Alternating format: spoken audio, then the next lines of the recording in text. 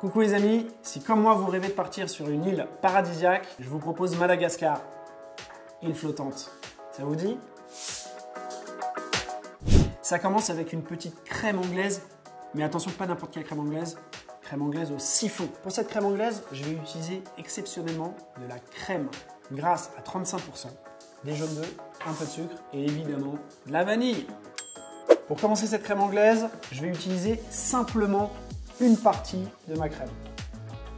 Ma crème est en train de chauffer, j'en profite pour mélanger et blanchir mes jaunes et mon sucre ensemble.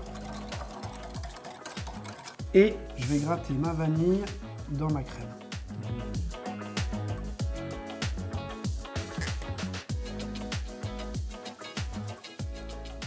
Ma crème est en train de bouillir, je la verse sur mon mélange jaune-sucre.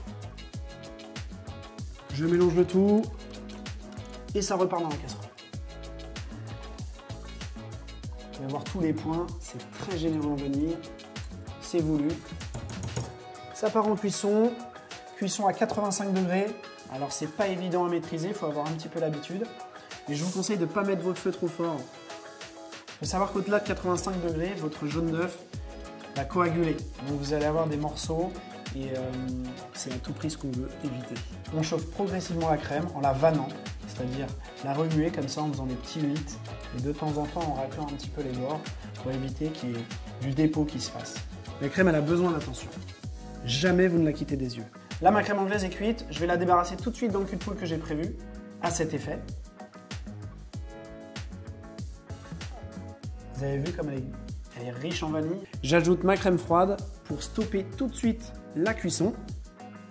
Je la filme au contact, ça va lui permettre de ne pas croûter en surface. La crème anglaise est en train de refroidir, je passe sur les blancs en neige. Pour cela, j'attaque mes blancs d'œufs au batteur.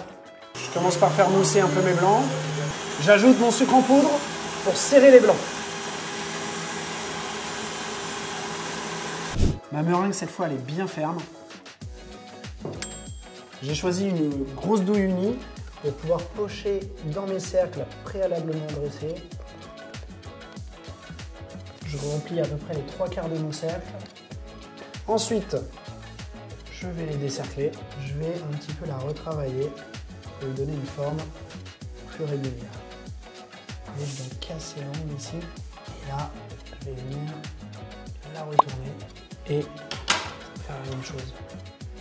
Casser un peu de l'angle pour lui donner plus de rondeur, plus de gourmandise.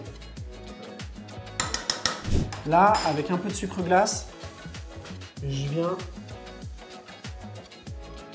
saupoudrer généreusement. Maintenant, avant de passer au four, une petite étape où on va remettre des noisettes comme ça dessus. On va essayer de sélectionner des jolies noisettes avec des jolies formes. On va les saupoudrer comme ça. Dans la recette traditionnelle des îles flottantes, on a plutôt tendance à mettre des amandes. Ici, j'ai décidé d'utiliser des noisettes effilées. C'est moins commun dans le commerce, donc si vous voulez rester sur des amandes effilées, ça fonctionne bien évidemment.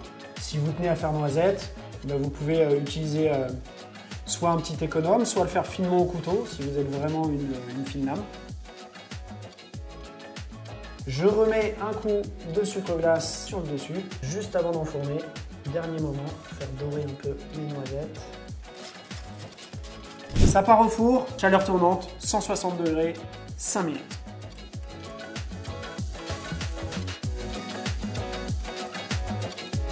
Allez, ça sonne, on les sort. Hop. Voilà nos blancs. Pas magnifique.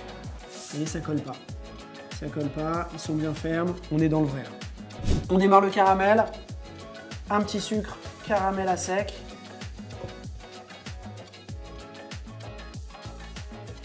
Je verse mon sucre en plusieurs fois pour que le caramel soit plus régulier et que la cuisson se fasse progressivement.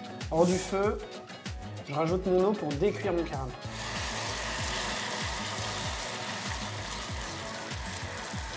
Qui n'est pas oufement chaude.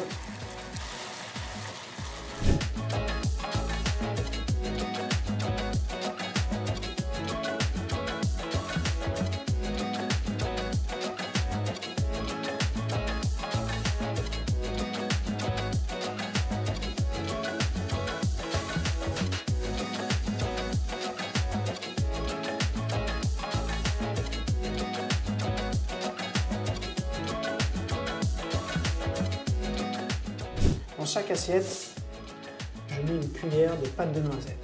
Pour rappel, la pâte de noisette, c'est des noisettes torréfiées, mixées avec un peu de fleur de sel. Ensuite, je vais venir à l'aide de ma crème anglaise.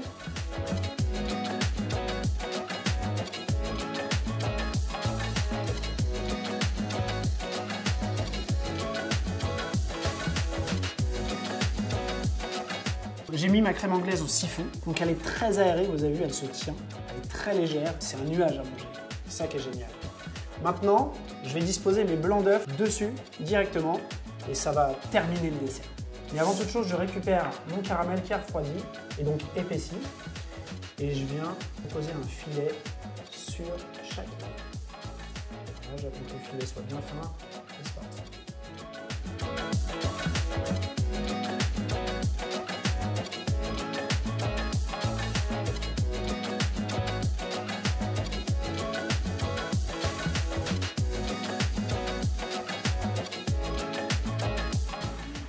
Je récupère ma première huile et je viens la déposer comme ça dessus. Hop.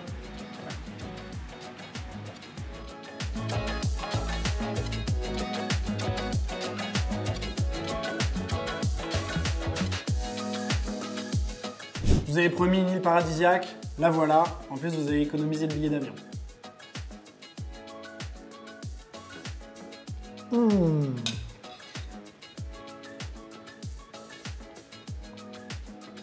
C'est quelque chose.